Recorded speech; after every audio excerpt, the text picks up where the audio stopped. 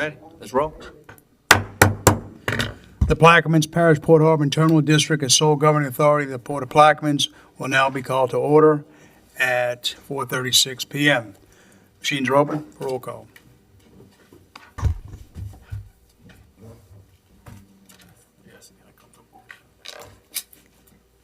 Let the record reflect that 8 of 9 council members are here, or commissioners are here. Commissioner Jurisic is absent. Kim, next item on the agenda. 2, executive session, there are none. 3, status report by the executive port director. Okay. We're actually going to put a presentation up so that we can. Here.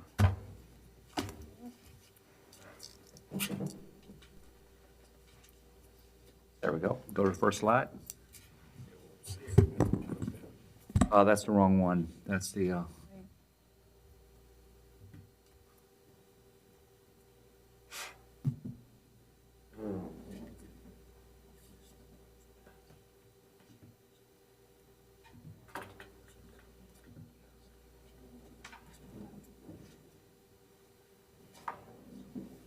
there we go.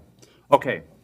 So, good evening. I provided a copy of the financial update, and I've actually given you guys a little different format this time. So I'm actually showing the 8/8 meeting financial numbers versus the 8/22 so that you can see the difference. And essentially, the difference that you see is the grant revenue that we received for the Pride. So there was revenue and expenses in there together, plus a matching. So that's what you see in the differences in the numbers. Any questions?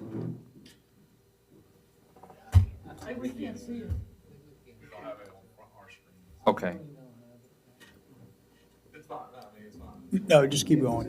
Just go. We'll just take us over. Let me walk through it quickly. So the net position is $116,138,444. The difference is a negative $727,640. And again, that difference in the net position is based on the grant revenue for the Pride going into the yard. So there's revenue and expenses in there. So you will see a difference in the net position from the last time versus this time. From the last meeting, I should say. So the unrestricted fund balance went from 8.8 million to 8.1 million. Again, the same explanation. Land fund balance did not change. It's at 2.2 million. The budgeted revenue versus the actual revenue, there was a change from 58 million on 8/8 to 59 million. And then the revenue, actual revenue was actually 13 million to 17 million. And then the budgeted expenses from 55 million to 57 million. And then the actual expenses from 13 million to 15 million. So you can see the differences there in the numbers. And moving forward, what we will make sure that we do, in addition to the financials that we provide this analysis as well, so that the commission can see what's actually changed.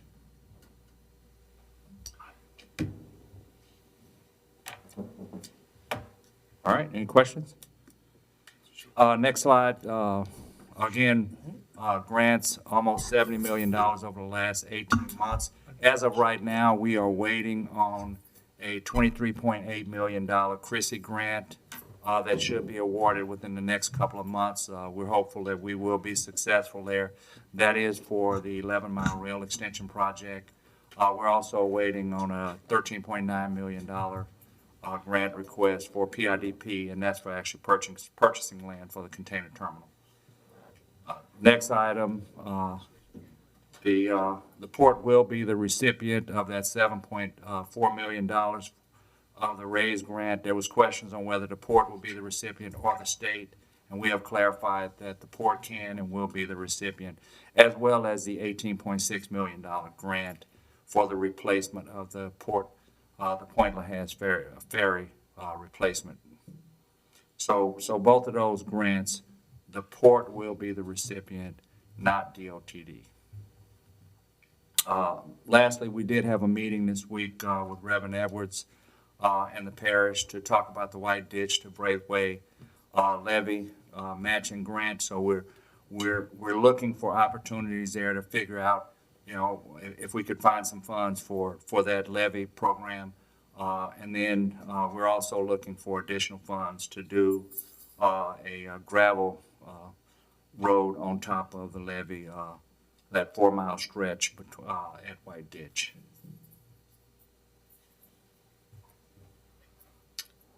I wanted to show this next slide. If you go to the next slide, please. So we've been making progress with Walker Road, also known as Peters Road, and we actually have some animation here. This was put together by BKI, and I was able to get a copy of this from the parish today. But essentially, the port will be the recipient of this grant funding, as we talked about. We're still looking at a target of October of obligating the funds.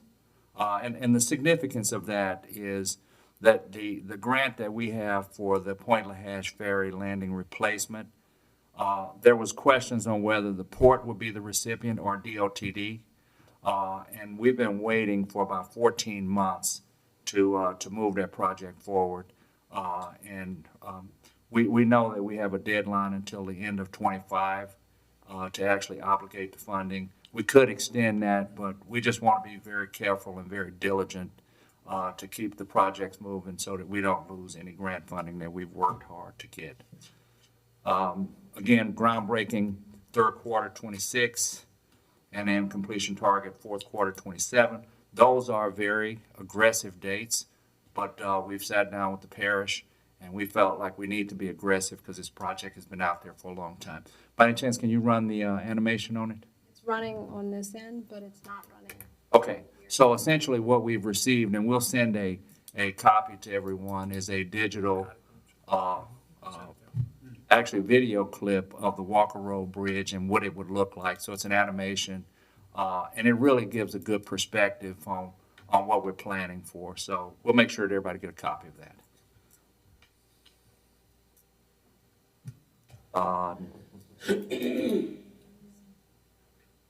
Next slide. So the next slide is the Point Lahash Ferry Landing Emergency Repair Report. That contract, again, it is executed. The construction progress signs are up. We did have a town hall meeting scheduled in Port Sulphur last night. And on the 29th next week, we actually have a meeting with Deep South at their facility to look at some of the materials that have been received and some of the fabrication that's actually started. And our target completion date for that project is January 2025. And we do have an animation here as well, if we can get that running. The last one didn't run this one. All right. So let's go ahead and shift to the next slide. So the next slide, Venture Global maiden voyage of the first vessel is tomorrow. So we are going to be getting lots of photos, putting together some plaques. I mean, this is a major event for a port to have a maiden voyage for a facility of this size. You know, all of the safety meetings have taken place.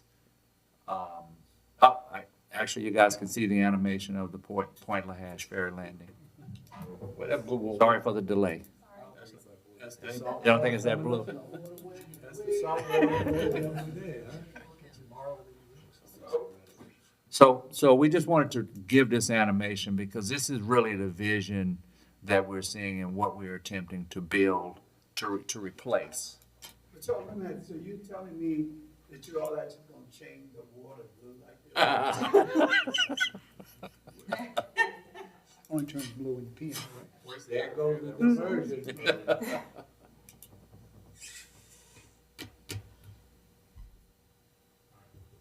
And Reverend Edwards, we have to think about the East Bank as well, so we are gonna give you a shot of the other side.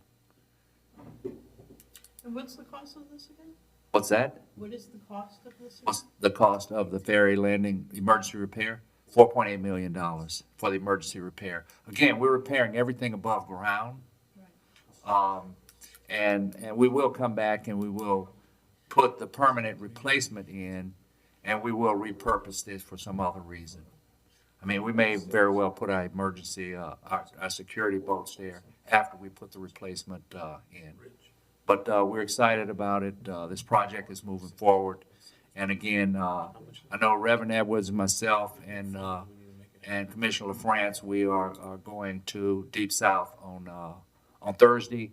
I think it's 10 o'clock in the morning, so if anybody else wants to join, just let us know and we can coordinate that. Next slide. Should I bring my welding hood? Bring your boots.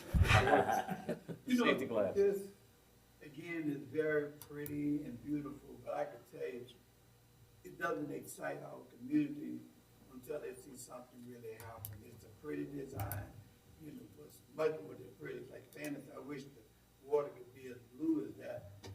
There's no picture of the courthouse nowhere in it, so I don't know who did the animation, but while this look good, I think people really concerned about already actually see something happen. Those things will make somebody outside. And it doesn't excite, you know, I'm telling you, not excited about it. It's a pretty presentation, but, you know, it's been a long time. And so when I hear January 2025, that sounds like 1,000 years to some people here. How long we've been waiting on the ferry, so. No, I don't want to keep talking. Okay. I don't know what it costs to do that, you know, how much money was paid for that, but, you know, I can tell you, I don't see people being excited when they see that. Okay. Thank you. So Venture Global, again, the vessel should be dockside tomorrow. We will be getting photos and actually putting, I'm told somewhere around 6:30, 7 a.m. alongside tomorrow morning. They had a test of the siren yesterday. If you wasn't standing in the Bootville Fire Department, you never heard it. And I told Charlie about it. Okay. And he said, well, the fireman heard it, so I guess everybody's gotta start staying at the fire department. So the siren is not loud enough? Okay. Then you have some people. We'll pass that on.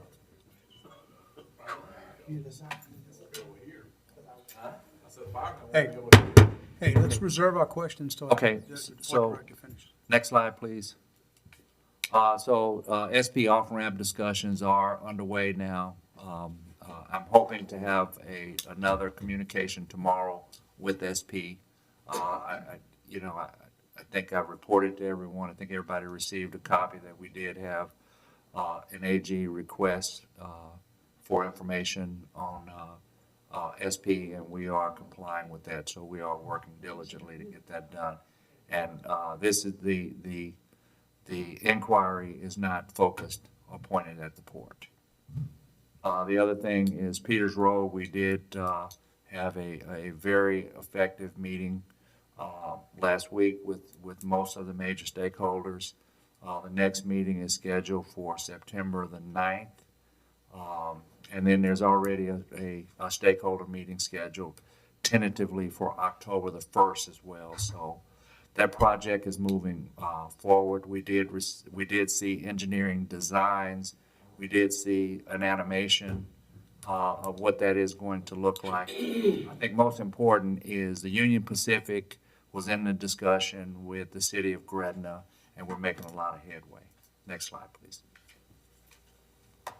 On the human resources side, we did have our meeting with civil service last week. It was a very good meeting. We were effective in getting an SER, special entry rate for captains and chief engineers. the rate for the captains was where it needed to be. The chief engineers was a little below where we needed to be. But we have a commitment from the civil service to allow us to come back within the next 4 weeks and actually put a long-term plan in place. That SCR rate is only good for 6 months. And so we are looking for a long-term change in those rates. And if I'm not mistaken, Mr. Brown, correct me, but I think we have three potential applicants now. Yep, we have 3 potential ferry captains lined up once everything's in place with civil service. So it's a good start, and we're going to finish strong in the next 4 weeks of civil service. We have 3 more candidates, 3 candidates that we're going to interview again next week for the director of projects. I had copies of those 3 resumes sent to all of the Port Commissioners today, so please take a look at them, and we will be moving forward with that. And then it should have came from Christy Nelson. Should have came from Christy around 1 o'clock. Okay. All right. All right, I'll follow up on it. It showed up on my phone, but I'll follow up on it as soon as we finish. We are continuing to advertise for a CFO, for legal counsel, and then a port assistant manager. Next slide. So notable meetings coming up, obviously, are behind us. We did have the joint transportation meeting last week in Baton Rouge. We also met with the DOTD secretary. And I'd just like to point out in that meeting, I know we raised the question on whether the port could be a recipient for the grant money that we have. And there was question on whether we were correct. Well, as it turns out, we're correct. And we've coordinated directly with Federal Highway that the port can and will receive the dollars to be able to do that work. In addition, we also confirmed that the port, that Point LaHash Ferry Landing replacement, not emergency repair, the replacement is a good candidate for what we call a CMAR. That's a construction management at risk project. And DOTD's contracting officer is working with us to help us to start the process. We also had a brand strategy meeting last week, which went very well. I think we're going to be getting a strategy document within the next week or so, and we'll be sharing that with the Port Commission. Just as a reminder, the Plaquemines Pride is going in the yards. It's mandatory as of September 1, and I just want to make sure that everybody's aware that the Chalmette Ferry, I mean, the last that I saw yesterday, they're planning for that vessel to be back in service on September the 11th. So from the 1st until the 11th, we're going to be running 2 ferries for as long as we can to pick up the slack. It's going to be a little tight during peak hours, but we're focused on it. We're watching it. I'd also like to point out that we have been refining our cameras up and down the river, specifically over our ferry landings, and so we are monitoring that operation from the office as well. On September the 3rd, we are planning to have a meeting here where Dr. Fleming, the Treasury Secretary, is going to come out, along with J.T. Hannon from the Governor's Office, the Multimodal Commissioner, who is also on the Port Investment Commission, will be here, as well as the chairman of that new commission, which is Mark Hebert, and Senator Carter would also like to come. So we are planning for a helicopter tour to give these candidates a bird's eye view of what we're developing here in Plaquemines, starting at the Belle Chase Bridge, going to the alignment for Walker Peters Road, going across behind and around Venture Global, over the future container site around Point LaHash Ferry Landings, East and West Bank, and coming back up and finishing up at Stolthaven and circling back around English Turn. So that event is going to be a big day for us, and we'll keep everybody in the loop on what the agenda will be and what times that we will have available. And I'm hoping that we can get full participation from the Port Commission. And we do have our first joint market study meeting where we're gonna review data, on September the 9th. And then there's also, I just saw in my email yesterday, there's actually a October date that's set as well for the next review. So, John Martin with Martin Associates, he is pushing forward with that, and we're watching it very closely. Next slide, please. Thank you. That concludes my comments. Thank you. Any comments from the audience? From the commissioners? Commissioner Schultz? Yes, on the budget to actual, it looks like we're only 30% through our revenue and expenditure budget, and we're in almost September. What's Yeah. going on there? Yeah, that actually happened last year as well, and we typically close the year out in around February, March. But that is a discussion that we're having, with Tommy. We're also looking closely at, how our expenses are hitting and, and watching those numbers very closely. But this is if I ran you the numbers this time last year, we're right on about the same track. Okay, it's just, It's it a was timing. odd because we're only 30% through both revenue and expenditures, which is not normal at this time of the year, or I- for most governments. Yeah, So- I agree. And a guy that's coming from industry, when I saw that last year, it drove me crazy. I was beating my head against the wall. Yeah. But it's a timing thing. And Okay. what I'll do is call me, you, and Tommy, and let's take a look at it. And there may be some things that you can help us out with. Okay. How are we advertising for the CFO position? I don't see it on our website. I haven't seen it on LinkedIn. So I'm just trying to figure out how we're advertising for that. I thought it was going out on LinkedIn and the website, but we will verify that. Okay. I know that was the guidance that I put out last week, so we'll verify that today. Okay. And then I was checking on the website. We still have the comptroller position listed on there being advertised, so we need to remove that. Got it. Will do. I yield. Commissioner Edwards? Yeah, I just want to publicly, Charles, thank you for the meetings we've been meeting for the last month. Ever since we had our community meeting to look at funds for the Brickway to White Ditch project, but more important to look at providing rocks for Phoenix to White Ditch on their levee. So every meeting look like we're getting closer to it. So I really want to thank you because I really see a lot of due diligence, on the part. And so I'm excited. I'm excited about the leadership that we're getting from Kim, our new coastal director, heavily involved in really leading this process to make it happen too. So I'm really excited, because I haven't been excited for a long time. So we're getting a glimmer of hope to really see some work being done backwards and forward on it. So I really want to public thank you for that. Thank you, and I appreciate your sentiments there. Commissioner Newsom? Thank you. Just one comment, just the financial report, you didn't send, I didn't get it, received it, this No, time. I'm sorry. Gotcha. I had that in the queue to send. I didn't send it. I'll send it right away. Well, yeah, in previous, on the meeting days, if you could send it, it'd be great if we could get it at least by Wednesday, because, especially when for the council members that have to travel, Thursday morning, they get them start traveling, so Thursday's not a good day to send it. Wednesday, early as possible. Thank you. Thank you. Commissioner McCarty?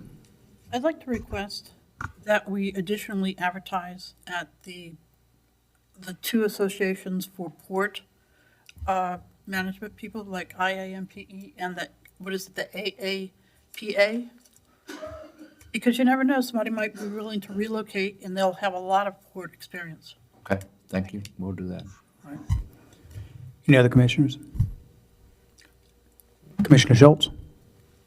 You might hit on it. How are we looking on the executive legal counsel?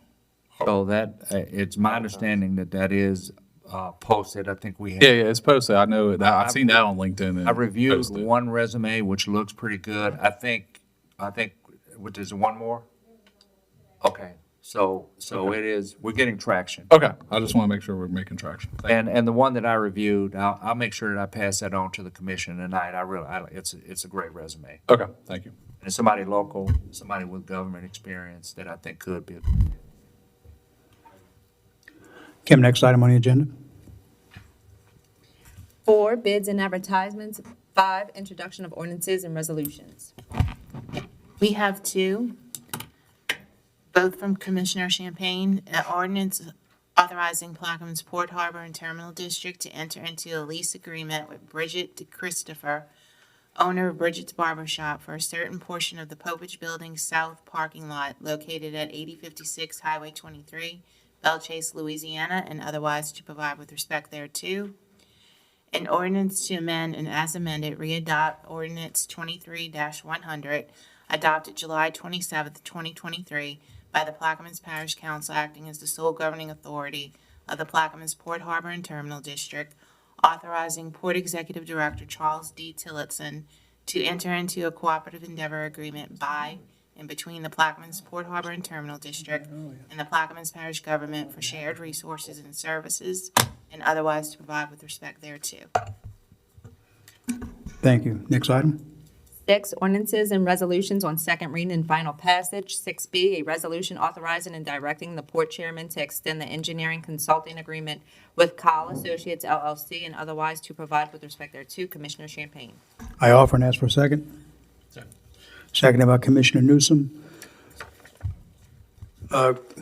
Director Tillotson, do you want to briefly expand on this and why it's important? I know this, we only have 2 items on the agenda, but I think this is important. Yeah, this is really administrative cleanup. We do have a contract in place with Collins Associates, which has expired. It never had a dollar amount on that contract. We inherited that, so we cleaned that up.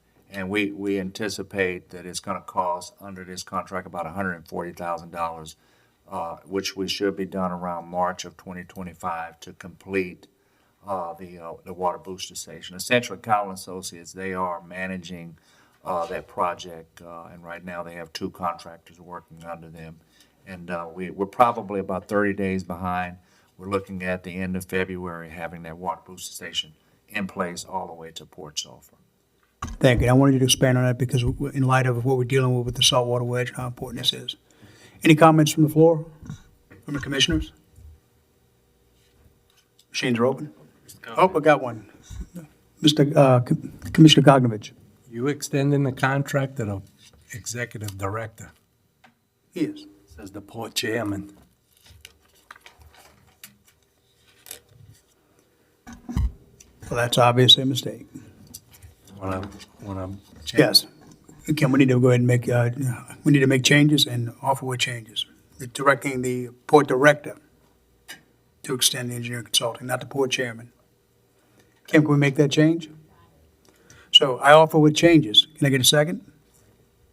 Commissioner Kognovich, I guess Newsom doesn't want to second this time. So seconded by, He called it, let him be. yep, good catch, thank you. Seconded by Commissioner Kognovich. Where are we making the change at? Right here. In the Oh. line one. Machines are open. For the change. No, offer with changes. And it passes 8-0. Next item.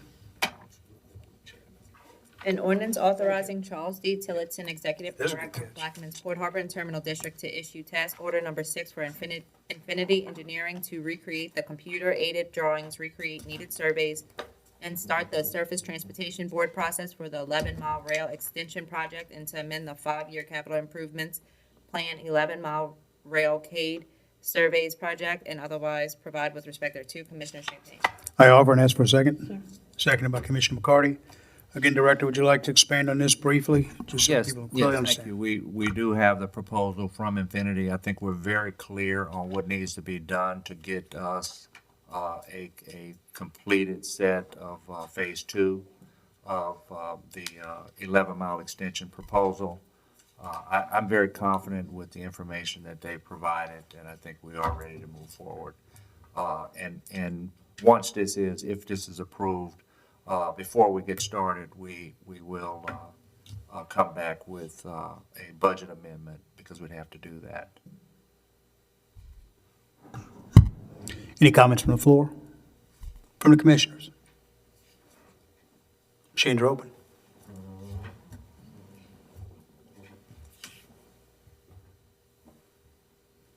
Commissioner Edwards?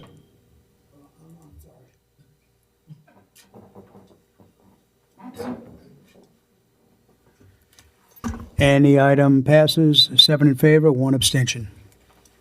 Next item. 7, new business. 7B, discussion on the Plaquemines Port Harbor and Terminal District 2023 audit findings. Commissioner Champagne. Okay, I turn the floor over to to Director Charles Tillotson to go ahead and brief us on the audit findings. Thank you. I wanted to take some time out to walk through the 14 items that of concern that were presented to us on our 2023 audit, financial audit. But before I get started, I think one of the things that the Port executive team talked about at the early January Port Commission meeting was that our goal focus for 2024 was to improve morale, policies, and to complete our master plan. We obviously completed our master plan. One of the things that we're going to be introducing at the next meeting is our policies. So we've made some changes to our policies. A lot of those changes are from the audit, and so we are going to be presenting that to the Port Commission on Monday, and we will be looking forward to working closely to communicating what those changes are and what they mean as relates to our master plan. All right. I'd like to interject. I'd like to know if we can have Tim read for the audience where to find this report before he starts. Charles can tell him. I can just go over it myself. So Well, just for the record, where can it be found? on the Yeah, website? can you put it out, Charles? She makes a good point. Can you put out where that can be found? yes, so people can so reference it? our audit is posted on our website now, and I can provide detailed information. Tim has the name of the link. Can she read it? Yeah, please. I can't give too much information. Sure. Okay, the link to the audit is as follows: https://lla.la.gov/reports/audit reports. Thank you. Okay. So I'll run through all 14 items succinctly, and then I'm open to any questions afterwards. So the first item, the number 1, was a timesheet falsification of payroll records. And an anonymous photo and timesheet was sent to the Port Council in May of an employee that was actually not at work on a cruise, and that employee was on a combination of annual leave, sick leave, leave without pay, and regular time. This happened back in August of 2023. The deficiency was misuse of timekeeping procedures, including the use of leave. In management, we clearly recognized that we had system gaps, and we had other incidents where there was routine manipulation of timesheets after submission. So the corrective action has been the employee and the employee supervisor, appropriate disciplinary action has taken place. The Port migrated from an old payroll system, Paychex. We started that process in the fourth quarter of '23. We integrated a new payroll system, UKG, the 1st of April of 2024, which includes biometric time clock and geofence technology. So now an employee has to actually be at the facility. There is a way to work remote, and we have a very tight procedure set for that. Only supervisors and managers can change the payroll, that timesheet, after it is actually submitted to the system. And then I think one of the things that's really going to help is the Port was approved to hire an HR manager here this month, and it is already making a big difference. Next slide, please. Director, Vice Chair has the exact page that she can reference real quickly, each one of the findings, just for the audience out there, if they would look it up. You can quickly tell them. Okay, on page 56 through 57, you will find number 1. Am I on? You win. On page 56 through 57, the first finding for 2023 timesheet falsification in payroll records is on page 56 to 57, and the port response is on page 74. Thank you. Next. Thank you. So item number 2, discrepancies between hours worked and compensation paid. Employees were allowed to leave work approximately 2 o'clock on Fridays without punching out. This was a practice that was carried over from the previous port team. It's practice that's been in place. The deficiency obviously is leaving work early. This practice was actually discontinued in April as we implemented UKG. And that was before it actually came up as an audit finding. All employees are now required to punch in and out as required with their daily work schedules. Would you reference a page? Yes. And I want to make sure that one that you just read is the timesheet falsification. Was that correct? Are we on the correct one? No. Timesheet falsification was number 1. Okay. The second was discrepancy between hours worked and compensation. Okay, page 58 through 59. Number 2, 2023 discrepancies between hours worked and compensation pay. The port response can be found on page 74. Thank you. Next item. At the end. The next item is number 3, unauthorized editing of payroll data by an employee. An employee with access to the payroll system edited their own payroll deduction data. The deficiency, the employee did not have authority to do so. Corrective action, appropriate disciplinary action was taken, and then process controls and procedures have been put in place. We're under the new UKG payroll system. We're limiting permissions for employees where you cannot change your own information, even if you're in a supervisory or directorate role. There has to be another party to make those changes. Number 3, unauthorized editing of payroll data by employee can be found on page 59 of the audit report, and the port response is on page 75. Management response, because that's actually on all these, it says what page by name. Okay. Thank you. Next item. Okay. Item 4, payment of health insurance for terminated employees. There's evidence where insurance payments were not discontinued in a timely manner after employee termination. So the deficiency is insurance premium payments made after termination.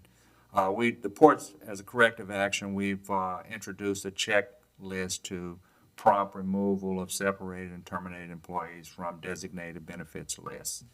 And then we've also established a work instruction for conducting a monthly verification and reconciliation of health benefits against invoices.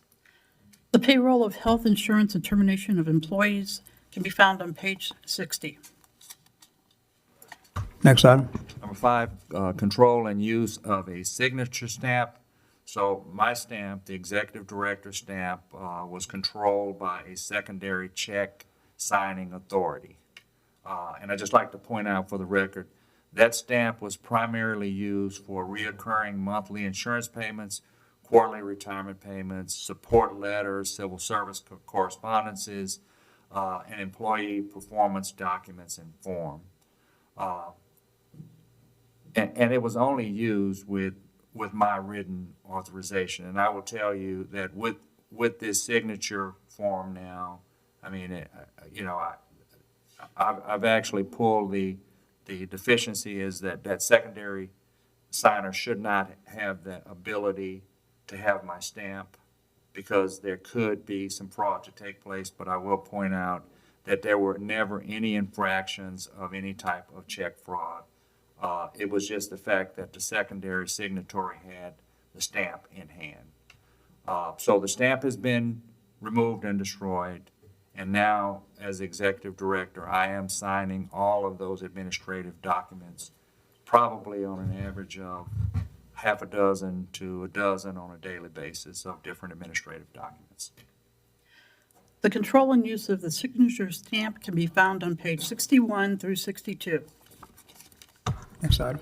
Okay, number 6, expenditure beyond contract limits. I take full responsibility for this one. We had a contract limit for grant writing services that was exceeded by $18,024. The deficiency is that obviously the limit was set and we exceeded that limit. Corrective action is,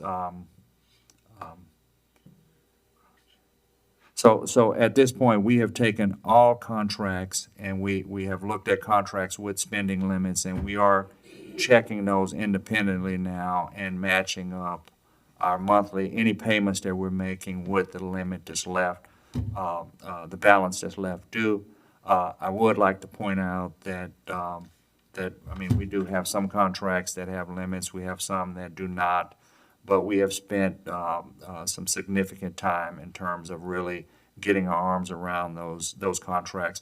One of those was the Cowell and Associates contract that we wanted to just go ahead and administratively put a limit on, so we are controlling that now.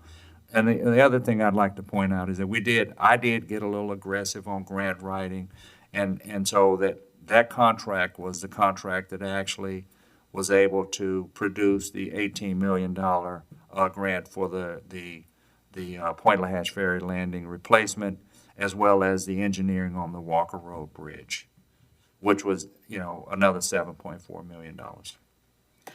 The expenditure beyond contract limits can be found on page 62 through 63. Next item. So lack of follow-up on uncollectible accounts, receivable invoices, a significant number of uncollectible accounts, receivable invoices were not pursued for payment. The deficiency is uncollected invoices resulted in increases of outstanding receivables. The corrective action is the port is aggressively pursuing from the delinquent companies exceeding $10,000 and since 2022. I'd like to point out that these uncollectible accounts date back almost 20 years. So some of them, might be less than $10,000 that could very well be from 2009, and that company is actually out of business. So there's no way for us to collect some of those older ones. But what I will say is that we have made significant progress in all of the recent stuff, and we have one particular customer today that represents probably 50% of the new stuff that is outstanding that we're working on now. So letters have been sent to customers, and procedures have been put in place to monitor accounts over 90 days to identify any delinquent accounts moving forward. Lack of follow-up on uncollected accounts receivable invoices can be found on page 63 through 64. Next item. Number 8 is lack of budget performance discussions in Board of Commissioners meetings. So the port, we are providing monthly reports, but we were not discussing it in the Port Commission meetings.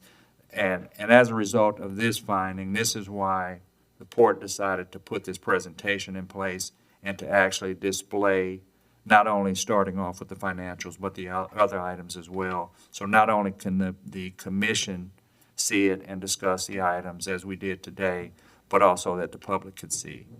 And the deficiency here is the legislative auditor's expectation of discussions did not occur, even though the reports were sent. So the corrective action, obviously, we started off the meeting today going through those financial numbers. The lack of budget performance discussion in Board Commissioners meetings can be found on page 64 through 65. Next item. Number 9 was strengthening financial oversight, address the controller vacancy. The port was unsuccessful in hiring a director of finance or a controller. Neither one could be filled in 2023 because the salary scale that we had was just below the market. And some of the candidates that we received, they just would not have been a good fit. So the deficiency is we need to fill this position on a permanent basis. We actually have it filled today under professional services agreement, and I'm in agreement, we really need a permanent fix here for this critical position. The corrective action is, and we just talked about, we are advertising for a CFO, so I thank the Port Commission for upgrading the position from a director of finance with an increase in the salary range. I think Commissioner Schultz, I want to thank you particularly because you were instrumental in helping us to move this to a higher level where, I mean, it obviously needs to be, so thank you. Strengthen financial overweight. Address controller vacancy is on page 65 through 66. Next item. Number 10, grant administration. So the issue was the auditor felt that we had inadequate record keeping for grants. And I'd like to just point out, though the records were maintained, the auditor observed a weakness in our procedures because we couldn't quickly put our fingers on records that she was asking for. All of the records were actually provided, but the issue here was the practices needed some improvement. So what we have done, hold on, you're on number 10, wait a minute, I moved my. So the port passed an ordinance authorizing Rockwood Steel to administer, our grant record keeping. So today, Rockwood Steel is working closely with the port staff on SharePoint, and we have very specific files set up. And Rockwood Steel is working with individual staff members, making sure that we have better control of that record keeping. Grant administration is found on page 66 through 67. Next item. Number 11, procurement practices and quote solicitation process and documentation. There was an incident where 3 quotes were not received for the purchase of small equipment and machinery, and the deficiency is the port obviously didn't go and get the 3 quotes. So what the corrective action for the port is, we've provided training for staff to better understand when multiple quotes are required. And then Port Administration has updated the procedure policies to ensure that compliance of procurement regulations and thresholds take place in the future. Procurement and quote solicitation process and documentation is found on page 68 through 69. Next item, please. So number 12, special meals. Special meals were properly documented in every expense report without evidence of discussion between the executive director and the port chair. The deficiency was that, that those discussions did not take place. And what I will say is in 2023, during this audit period, the amount for special meals was $3,458 over a total of 12 months. And the corrective action is the port will start quarterly reviews of special meals with the port chair. And we actually have the first report, should be in your inbox now for you to review and sign so that we have proof in the future. Number 12, special meals is found on page 69 through 70. Next item. Unallowable credit card purchases, this is number 13. The issue was multiple purchases equaling approximately $1,000 over a 12-month period were recorded, acknowledged, and approved by port staff as unallowable during the year on the expense report, but the amounts were never deducted from the employee's paycheck. So the 2 individuals involved was me, the executive director, and the deputy director, and the amount equal to about $1,000 over the year. The deficiency here was, even though it was clearly stated on the expense report, we had an employee who was responsible for processing those deductions. That employee failed to process them. So the corrective action was appropriate. Disciplinary action was taken with that employee. Guidance has been provided on how to process these items if they occur again. The port is making efforts, not to have unallowables, and we have not had any in several months. And then all payroll deductions for those unallowables were completed back in July of 2024. Number 13, unallowable credit card purchases is found on page 70 through 71. Okay, number 14, and last but not least, reporting protocol for suspected fraud, irregularities, or errors. The expectation of reporting protocol for suspected fraud seemed lacking according to the auditor. So that perceived lack of diligence raised some concerns on our internal control and policies. So our corrective action is the port is reminding all employees of learnings from the annual ethics training, and that includes myself, that includes everyone on the port staff. The port is requesting internal audits now from the parish on a quarterly basis, so we want to work with the audit team from the parish, and then a review of our code of ethics policy and workplace policies. And that concludes my review. Number 14, reporting protocol for suspected fraud, irregularities, and errors is found on page 71 through 72. Thank you, Director. Any comments from the floor? From the commissioners? Commissioner McCarty, do you have anything you have in the queue? Or do you want to wait? I'm in the queue right now because I was reading, but give me a moment to, I'll put you back after. Commissioner Kokavich. Yes, when all this started coming out, I had a conversation with a gentleman, and he said that the auditor came to him asking him questions about it, and he told her to write up every little thing. And I asked him, did we write up every little thing on the last port director? Obviously, from what you're telling me here, they didn't. So, we can't compare apples to apples like the paper said. You got 14, he had, 7? So how many of these didn't he get wrote up on? Because you said they took off 2 o'clock from Fridays, they kept doing it. Well, he didn't get wrote up on that. The only thing I ever remember him getting wrote up on was the credit card. So I take this with a grain of salt, and you did what you had to do to correct everything. I appreciate it. Any other comments from commissioners? I'll make a couple myself. I'll tell you that, first of all, Director, thank you for the comments, and I know this was weighed heavily on you because we spoke a good bit while this was all going on. And I appreciate your thought process, and this was very similar to mine. I look at audits as good tools. They help us get better, and I commend you on asking for the regular audits so we can be looked at and find ways to improve this. I think audits are tools to try to make us a better organization, and they are. And I think I've learned a lot through this process. There's some things that we can do better, and even the things that we correct.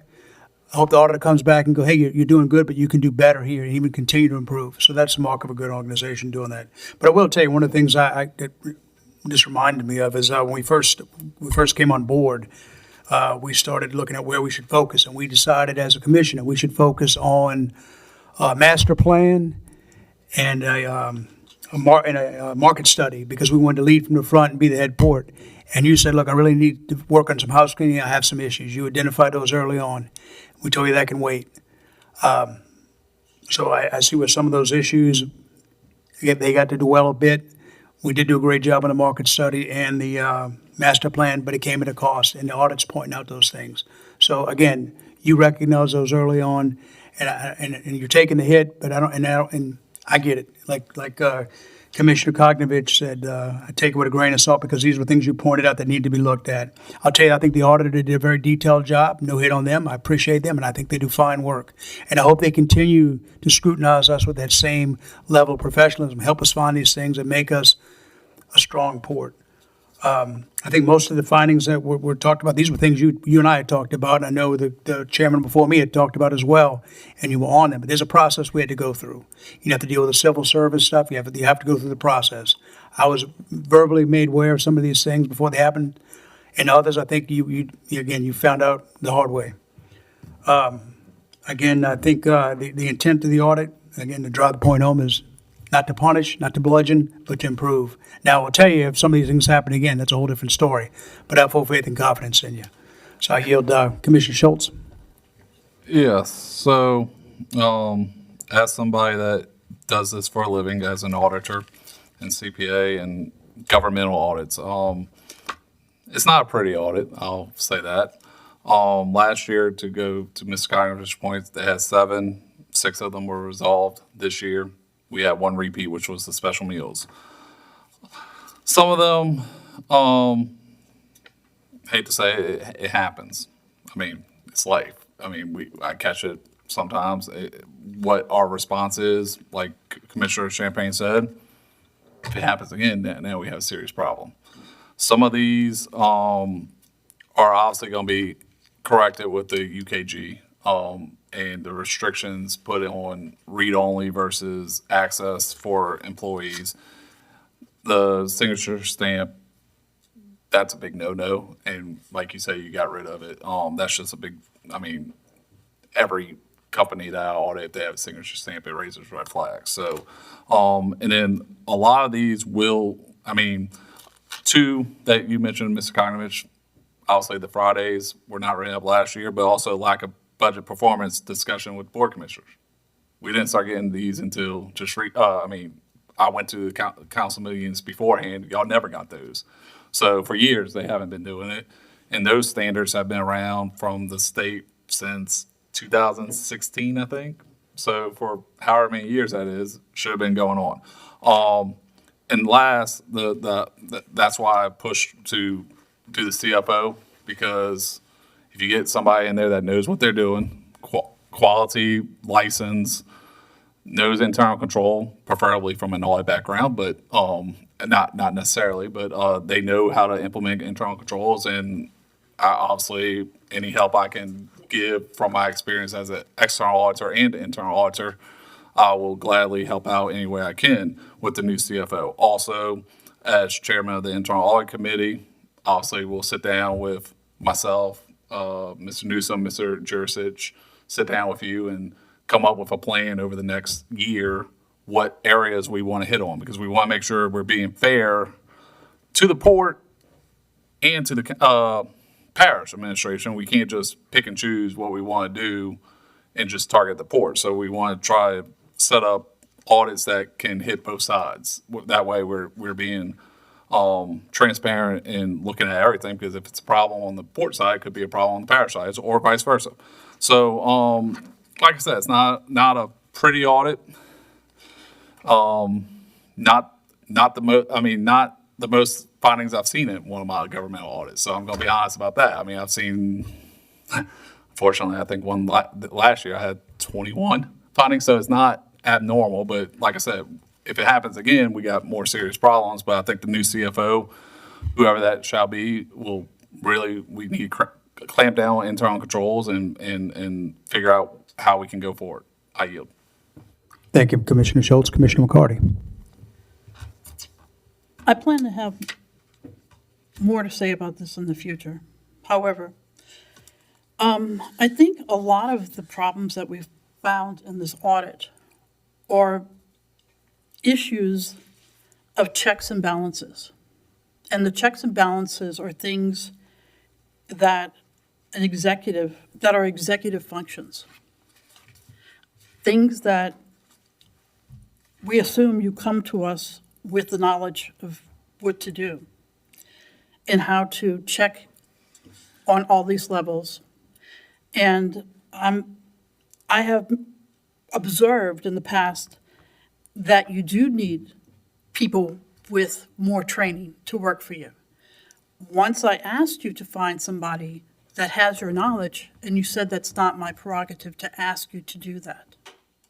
But I see that sometimes you're busy pulling the weeds in the forest and not overseeing the forest. And we need somebody else to pull the weeds. That's why I'm happy that we are moving forward with hiring other people. And I'd like to see those people that are hired to have port-related experience, to come to us with knowledge and not to learn on the job. As commissioners,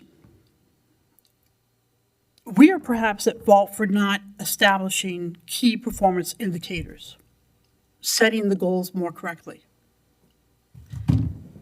and following up on those KPIs. Sometimes it is thought by some people, whether it's a commissioner or outside, that the port director directs the commission. It is actually the opposite way around. We direct the port director. So we are ultimately responsible for everything that is happening, including, I'm just going to say, the suffering that people have because of traffic, because of the economy being lowered, patronage to buildings, of businesses. How's that got to do with the audit, the traffic? I'm talking about not the traffic. This relates because we're not looking at the bigger picture. And I'm asking us to look at the bigger picture. Stay on the audit, Mr. Chairman. Point taken. You just focus on the audit, Ms. McCarty. Okay. So as it has been expressed by a couple of council members, this audit is concerning for the lack of oversight and overview and checks and balances, training, review, and then verifying the processes that they are actually occurring. And I think it's because you don't have the support of people who know what you know. And you're busy doing the basic work. So I hope not to see this. I think that you have set things in place to prevent this from happening in the future, and I hope not to see this happen again. Thank you. Commissioner Edwards? Yeah, I think Charles and the Pope, you know, I put my stuff in writing, so I don't want to repeat that. I'm just glad to see corrective action being made. And the most thing I'm excited about is that the Pope is now expanding the staff for experienced people. And I think as a result of that, we shouldn't have the problem that we had with this audit. Thank you. Any other comments from commissioners?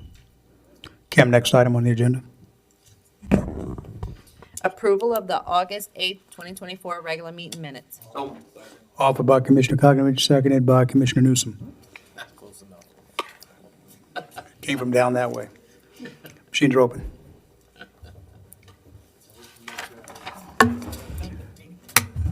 A motion to adjourn. Can I request a unanimous second? 7. Vote in a minute, 7 in favor and 2 not voting. 1 absent, 2 absent. Motion to adjourn. I ask for unanimous second. Commissioner Edwards? Machines open.